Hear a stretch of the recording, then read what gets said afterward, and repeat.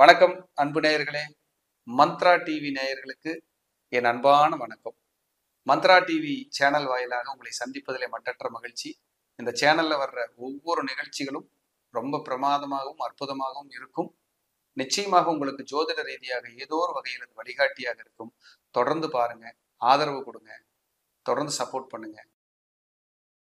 இன்னைக்கு நம்ம பார்க்க இருக்கிற தலைப்பு ஆளுமை, தலைமை பதவி தரும் ஜாதக அமைப்பு. ஆளுமையும் தலைமை பதவியும் விரும்பாத நபர்களே கிடையாது. வீட்டுல குழந்தைகள்கிட்ட கூட பார்க்கலாம் அந்த ஆளுமைய. தலைமை பதவியும் பார்க்கலாம். நான் தான் எங்க ஸ்கூல்ல லீடர், நான் தான் ஸ்போர்ட்ஸுக்கு ஹெட்டு அப்படின்னு சொல்லுவாங்க. அதெல்லாம் ஒரு பெருமை மிகுந்த விஷயம். எல்லாருக்குமே இந்த ஆளுமையும் தலைமை பதவியும் கிடைச்சிருமா அப்படின்னா கண்டிப்பா கிடையாது. நம்மளுடைய பிறப்பின் அடிப்படையில் ஜாதக ரீதியாக ஒவ்வொரு சம்பவத்தையும் நாம் அலசி ஆராய முடியும். அப்படிப்பட்ட ஒரு அற்புதமான ஒரு சக்தி தான் ஜோதிடம் அப்படிங்கிற ஒரு டூல். 12 கட்டம், 9 கிரகம், 27 நட்சத்திரங்கள். இதுதான் ஒரு மனிதனை டியூன் பண்ணிக்கிட்டு இருக்கு, டைரக்ஷன் பண்ணிக்கிட்டு இருக்குன்னா உண்மை. இது ஜோதிடத்துல நம்பிக்கை இல்லாதவர்களுக்கு இந்த வீடியோவை ஸ்கிப் பண்ணி போய்க்கலாம். ஸோ ஜோதிடம், நம்பிக்கை, நம்ம பார்த்த அனுபவத்தை நம்ம இதை ஷேர் பண்ணிக்க போறோம். இதுல திடமான நம்பிக்கை இருக்கு அப்படின்னா நீங்க தொடர்ந்து இந்த வீடியோவை நீங்க பார்க்கலாம் அப்படிங்கிறது என்னுடைய தாழ்மையான கருத்து. அப்போ ஒரு ஜாதகத்துல தலைமை அப்படின்னாலே உங்களுடைய லக்னம் தான் தலை. தலைமை அப்படிங்கிறது உங்களுடைய லக்ன பாவம் தான். முதல்ல உங்க லக்னாதிபதி பர்மிட் பண்ணாம நீங்க தலைமை பொறுப்புக்கு வர முடியாது. முதல் விதி இது. ரெண்டாவது, தலைமை பதவிக்கான முழு முதற் காரண கிரகம் யாருன்னா, காரக கிரகம் யாருன்னா சூரியன். சூரியன் பர்மிட் பண்ணாம தலைமை பதவிக்கு வர முடியாது. இவங்க தலைமை பதவிங்கிற ஒரு விஷயத்த கொடுப்பாங்க. அதுல நமக்கு நிர்வாகம் நல்லா இருக்கணும்னா 5ஆம் இடம், பொது சேவை நல்லா இருக்கணும்னா 7ஆம் இடம், ஒரு பெரிய ஒரு அந்தஸ்து, கௌரவம், புகழ், சமுதாயத்துல புகழ் அப்படின்னா 9ஆம் இடம். இதையெல்லாம் நமக்கு அனுபவிக்கிறதுக்கு 11ஆம் இடம். இந்த 4 இடங்களும் உங்க ஜாதகத்துல வலிமையா இருந்தா தான் நீங்க தலைமை பதவி அப்படிங்கிறத அனுபவிக்க முடியும். உதாரணத்துக்கு ஒருத்தருக்கு மேச லக்னம், லக்னத்திலேயே சூரியன் உச்சம், அங்கேயே செவ்வாய் இருக்கார், இல்ல செவ்வாய் போய் ஒரு கேந்திர திரிகோணங்கள்ல அல்லது உபஜயஸ்தானங்கள்ல பலம் பெறார் அப்படின்னாலும் அவர் தலைமை பதவிக்கு வருவார். தலைமை பதவிக்கு எப்ப வர முடியும் அப்படின்னா அதுக்கான தசா புத்திகள் வரும்போது தலைமை பதவி கிடைக்கும். ஒட்டுமொத்த ஜோதிடத்தோட சாராம்சமே இதுதான். நமக்கு ஒண்ணு கிடைக்கணும்னா அந்த பாவகங்கள் எப்படி இருக்கணும்னு பார்க்கணும். நமக்கு ஒரு சம்பவம் நடக்கணும் அப்படின்னா அந்த காரக கிரகங்கள் நமக்கு வலிமையா இருக்கான்னு பார்க்கணும். சம்பவத்தை நிர்ணயம் பண்ணி இந்த காலகட்டம் தான் அப்படின்னு சொல்றதுக்கு தசா புத்தியை பார்க்கணும். இந்த 3 தான் ஜோதிடத்தோட இன்றியமையாத ஒரு விஷயம். இதை நம்ம எப்பவெல்லாம் கரெக்டா ஃபாலோ பண்ணி டியூன் பண்ணி கரெக்டா கொண்டு போறோமோ அப்ப ஜோதிடமும் தோற்று போக மாட்டார்கள் அப்படிங்கிறது என்னுடைய பணிவான கருத்து.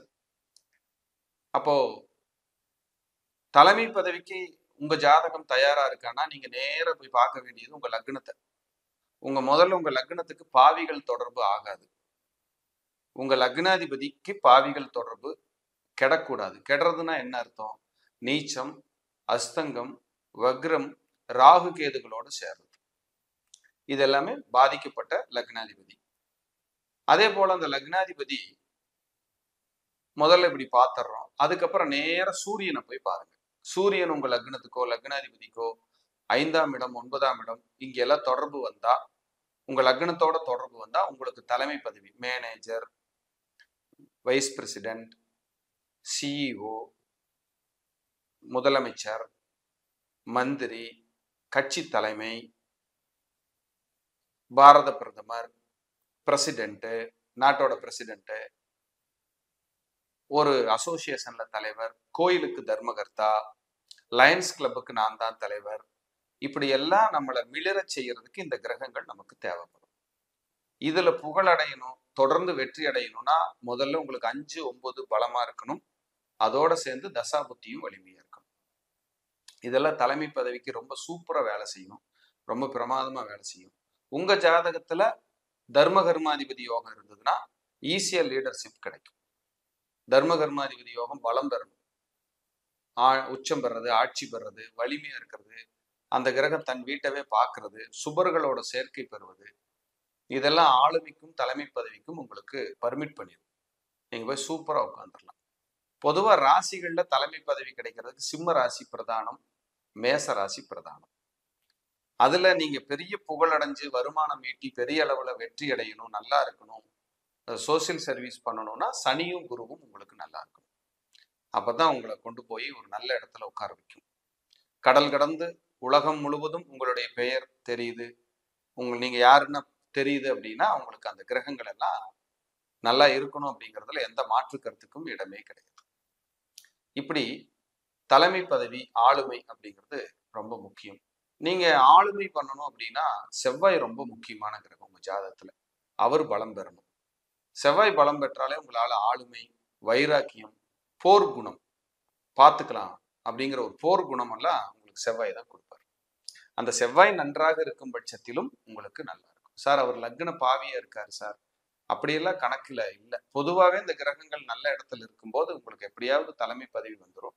அவர் அந்த லக்னத்துக்கு கெட்ட ஆதிபத்தியம் பெறும்போது அதுல சிக்கல்கள் இருக்கும், அவ்வளவுதான். ஆனா தலைமை பதவிங்கிறது உங்களுக்கு எட்டி பார்க்கும், உங்களுக்கு ஆளுமை இருக்கும் அப்படிங்கிறது ரொம்ப ரொம்ப முக்கியம். இதுல செவ்வாய் சூரியன் சேர்க்க, குரு சூரியன் சேர்க்க, குரு செவ்வாய் சேர்க்க, செவ்வாய் குரு சேர்க்க, செவ்வாய் சூரியன் சேர்க்க, ஒண்ணுக்கொண்ணு திரிகோணங்கள்ல பலம் பெற்று இருப்பது, இதெல்லாமே ஆளுமை தலைமை பதவிக்கு உகந்த ஜாதகமாக கருதப்படுது. யாருக்காவது ஒருத்தருக்கு 5ஆம் அதிபதி தசை நடக்கலாம், இல்ல 5ல் இருந்து ஒரு கிரக தசை நடத்தலாம், அல்லது 5 குடையவரோட சேர்ந்து ஒரு கிரக தசை நடத்தலாம், 5ஆம் அதிபதி நட்சத்திர சாரம் பெற்று ஒரு கிரக தசை நடத்தலாம். அப்பவெல்லாம் தொடர்புகளை பெரிய அளவுல விரிவுபடுத்தி அழகுவாக்கும். நீங்க நினைச்சு பார்க்க முடியாத நபர்களை உங்களை சந்திக்க வைக்கும். நம்ம தான் இவ்வளவு அழகா போய் இவங்களை எல்லாம் பார்க்கிறோமா, இல்ல இவங்கெல்லாம் நம்மளை தேடி வர்றாங்களா அப்படிங்கிறத நம்ம பார்க்க முடியும். ஒரு ஜாதகத்துல உங்களுக்கு எந்த சம்பவமானாலும் சரி, அசுபமானாலும் சரி, தேடி வருகின்ற பாவகம் 5. நம்மளை தேடி வர்ற இடம் 5ஆம் பாவகம், நம்ம தேடி போறது 9ஆம் பாவகம் அப்படிங்கிறது ஒரு கணக்கு. அப்ப 5 வலிமையா இருந்தா தேடி வரும், 5ஆம் அதிபதி தொடர்பில் இருந்தால் தேடி வரும், 9 பலமா இருந்தா தேடி போனா கிடைக்கும். சார் எனக்கு நிறைய தேடுதல்கள் இருக்கு சார், நான் ஃபுல்ஃபில் ஆயிடுவேனா அப்படின்னா கண்டிப்பா 9ஆம் இடம் பலம் பெற்று குரு பகவானும் பலம் பெற்று இருந்தால் உங்களுடைய தேடுதல் மனநிறைவை நோக்கி பயணிக்கும். இதுல எந்த மாற்று கருத்துக்கு இடமே இல்லை. ஸோ அதை நீங்க பார்த்தீங்கன்னாலே உங்களுக்கு தெரியும்.